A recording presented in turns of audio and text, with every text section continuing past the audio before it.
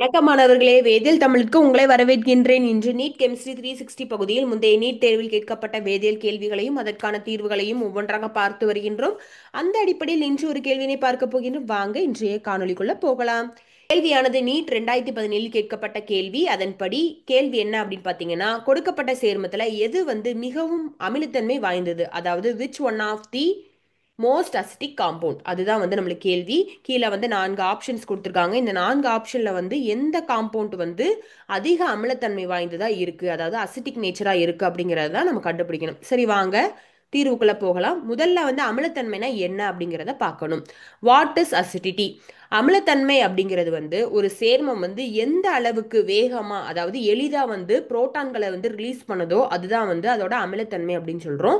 இந்த அமிலத்தன்மை எதன் அடிப்படையில வலிமை மிகு மற்றும் வலிமை குறைந்தது அப்படிங்கிறத நம்ம பார்க்குறோம் அப்படின்னு பார்த்தீங்கன்னா, இந்த H+ ரிலீஸ் பண்ணதுக்கு அப்புறம் அந்த சேர்மம் எந்த அளவுக்கு நிலைப்புத்தன்மையா இருக்கோ அதை பொறுத்து தான் அது வலிமை மிகுந்த அமிலமா வலிமை குறைந்த அமிலமா அப்படிங்கிறத நம்ம பார்க்குறோம். இப்போ acidity means how easily a compound donate a proton. The more stable the compound is after losing H+, that stronger acid it is. இப்போ இதுக்கு ஒரு எடுத்துக்காட்டு பார்க்கலாம். என்ன அப்படின்னு பார்த்தீங்கன்னா, ஃபீனால். இப்போ ஃபீனால் என்ன பண்ணுது அப்படின்னா, H+ ரிலீஸ் பண்ணதுக்கு அப்புறம் அது என்ன மாதிரி மாறுது அப்படின்னு பார்த்தீங்கன்னா, ஃபீனாக்சைடு அயனியா நம்மளுக்கு மாறுது. ஃபீனால்ல எலக்ட்ரான் விட்ராயிங் குழுக்களோ இல்லைனா டொனேட்டிங் குரூப் குழுக்களோ, அதாவது பதிலீட்டு குழுக்கள் ஏதாவது இருந்துச்சு அப்படின்னா அதை பொறுத்து இந்த காம்பவுண்ட் வலிமை மிகுந்த அமிலமா இருக்கா வலிமை குறைந்த அமிலமா இருக்கா அப்படிங்கிறத நம்ம பார்க்கலாம். இந்த ஃபீனால்ல எடுத்துக்காட்டா பாக்குறீங்கன்னா, இந்த ஃபீனால்ல எலக்ட்ரான் விட்ராயிங் குழு இருக்கு. அதாவது உதாரணமா எலக்ட்ரான் விட்ராயிங் குழு இந்த இடத்துல இணைஞ்சிருக்கு அப்படின்னா அது என்ன பண்ணும் அப்படின்னா, உடனடியா நம்மளுக்கு H+ அயனியை வெளிவிட்டுரும். விட்டதுக்கு அப்புறம் என்ன ஆகும் அப்படின்னா, இந்த உருவான இந்த ஃபீனாக்சைடு அயனியை நிலைப்புத்தன்மை பெற வைக்குது. அதாவது அங்க விட்ராயிங் குழுக்கள் வலிமை மிகுந்த விட்ராயிங் குழுக்கள் இருக்கிறதுனால அது என்ன பண்ணும் அப்படின்னா, இந்த ஃபினாக்சைடு அயனியை நிலைப்புத்தன்மை பெற வைக்கிறதுனால இது அதிக அளவு அமிலத்தன்மை வாய்ந்ததா இருக்கும். இப்போ ஒருவேளை இந்த இடத்துல இந்த ஃபீனால்ல எலக்ட்ரான்களை கொடுக்கக்கூடிய குழுக்கள், அதாவது எலக்ட்ரான்களை டொனேட் பண்ற குழு இருக்கு அப்படின்னா அது என்ன பண்ணும் அப்படின்னா, H+ அயனியை வெளிவிடுறதே தாமதமாக தான் வெளியிடும்.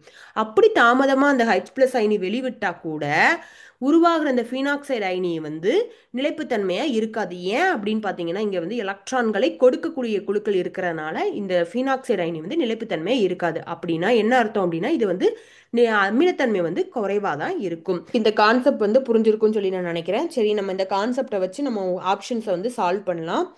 நம்மளுக்கு கொடுத்துருக்க முதல் ஆப்ஷன் என்ன அப்படின்னு பார்த்தீங்கன்னா, நம்மளுக்கு ட்ரை நைட்ரோஃபீனால் கொடுத்துருக்காங்க. இங்கே 3 நைட்ரோ குழுக்கள் இருக்கிறதுனால இது ட்ரை நைட்ரோஃபீனால். இதோட காமன் நேம் என்ன அப்படின்னு பார்த்தீங்கன்னா, பிக்ரிக் அமிலம். உங்களுக்கு நைட்ரோ குரூப்பை பார்த்தோன்னே தெரிஞ்சிருக்கும். இது எலக்ட்ரான்களை எடுக்கக்கூடிய குழுக்கள்ங்கிறது உங்களுக்கு தெரிஞ்சிருக்கும். இப்போ பார்த்தீங்க அப்படின்னா இதில் 3 நைட்ரோ குழுக்கள் இருக்கு. அப்போ 3மே எலக்ட்ரான்களை எடுக்கக்கூடிய குழுக்கள் தான். இப்போ நம்ம முந்தைய ஸ்லைட்லேயே பார்த்தோம், எலக்ட்ரான்களை எடுக்கக்கூடிய குழுக்கள் இருந்துச்சு அப்படின்னா அது உடனடியாக H+ஐ இழக்கும்ங்கிறது நம்மளுக்கு தெரியும். ஸோ இங்கே பார்த்தீங்க அப்படின்னா, இங்கே என்ன பண்ணோம் அப்படின்னா, இந்த ஃபினாலில் இருக்கிற OHல இருக்கிற இந்த H+ உடனடியாக இழந்து நம்மளுக்கு என்ன கிடைக்கும் அப்படின்னு பார்த்தீங்கன்னா, ட்ரை நைட்ரோ ஃபினாக்சைடு அயனி உருவாகும். இந்த உருவாகிற இந்த ஃபினாக்சைடு அயனி அதிக நிலைப்புத்தன்மை பெற்றிருக்கும். எதன் காரணமா அப்படின்னு பார்த்தீங்கன்னா, இங்கே எடுக்கும் குழுக்கள் இருக்கு இல்லையா, எலக்ட்ரான்களை எடுக்கும் குழுக்களான நைட்ரோ குழு இருக்கிறதுனால இது அதிகமாக நிலைப்புத்தன்மை பெற்றிருக்கும். அதிக நிலைப்புத்தன்மை பெற்றிருந்தாலே அது என்ன பண்ணும் அப்படின்னா, அதிக அமிலத்தன்மை உடையதாக இருக்கும். சரி, வாங்க நம்ம ரெண்டாவது ஆப்ஷனுக்குள்ள போகலாம். நம்மளுக்கு கொடுத்துருக்க ரெண்டாவது ஆப்ஷன் என்ன அப்படின்னு பார்த்தீங்கன்னா, 4வது பொசிஷன்ல மெத்தில் குரூப் இணைஞ்சிருக்கு. ஸோ இதோட பெயர் என்ன அப்படின்னு பார்த்தீங்கன்னா, பேராக்ரசால். இப்போ பார்த்தீங்க அப்படின்னா, இந்த ஃபீனாலில் 4வது பொசிஷனில் மெத்தில் இணைஞ்சிருக்கு. இந்த மெத்தில் பார்த்தோன்னே உங்களுக்கு தெரிஞ்சிருக்கு, இது எலக்ட்ரான்களை கொடுக்கக்கூடிய குழுக்கள் அப்படிங்கிறது நம்மளுக்கு தெரியும். அப்போ மெத்தில் அப்படிங்கிறது எலக்ட்ரான்கள் டொனேட்டிங் குழு. சரிங்களா?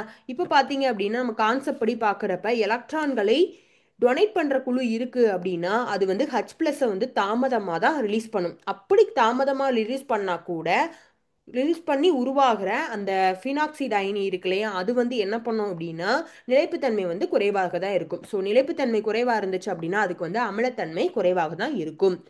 சரி, வாங்க இப்போ மூன்றாவது ஆப்ஷனுக்குள்ள போகலாம்.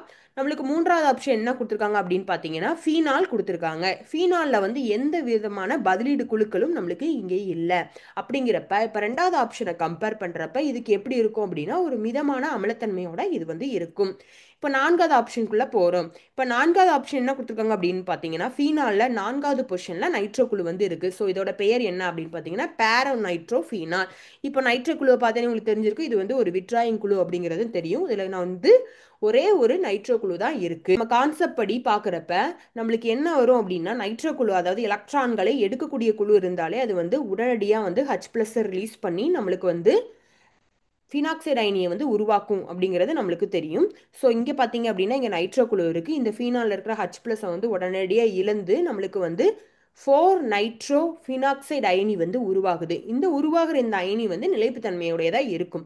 ஆனால் இப்போ பார்த்தீங்க அப்படின்னா ஒன்றாவதுலேயும் நைட்ரோ குழு இருக்குது, நான்காவதுலேயும் நைட்ரோ குழு இருக்குது. இப்போ பார்க்குறப்ப ஒன்றாவதுல வந்து 3 நைட்ரோ குழு வந்து இருக்குது, நான்காவது ஆப்ஷனில் ஒரே ஒரு நைட்ரோ குழு தான் இருக்குது. ஸோ இந்த ரெண்டையும் கம்பேர் பண்ணுறப்ப நம்மளுக்கு வந்து ஒன்றாவது ஆப்ஷனுக்கு தான் வந்து அமிலத்தன்மை அதிகமாக இருக்கும், நான்காவது ஆப்ஷனுக்கு அமிலத்தன்மை குறைவாக தான் இருக்கும். ஸோ இதுக்கு வந்து ஒரு டிப்ஸ் இருக்குது. அது என்ன அப்படின்னு பார்த்தீங்க அப்படின்னா அதிக நைட்ரோ குழுக்கள் இருந்துச்சு அப்படின்னா அது வந்து அதிகமாக அமிலத்தன்மையை பெற்றிருக்கும். அப்படி இல்லாமல் குறைவான நைட்ரோ குழுக்கள் இருந்துச்சு அப்படின்னா அது வந்து குறைவான அமிலத்தன்மையை பெற்றிருக்கும். அப்படி இல்லைன்னா இன்னொரு இதை எப்படி சொல்லலாம் அப்படின்னு பார்த்தீங்கன்னா அதிகமாக வந்து எலக்ட்ரான்களை எடுக்கக்கூடிய குழுக்கள் இருந்துச்சு அப்படின்னா அதுவும் அதிக அமிலத்தன்மையை பெற்றிருக்கும். சரி வாங்க, உங்களுக்கு இந்த இது புரிஞ்சிருக்கும்னு சொல்லி நினைக்கிறேன். சரி நம்ம கேள்விக்குள்ளே போகலாம்.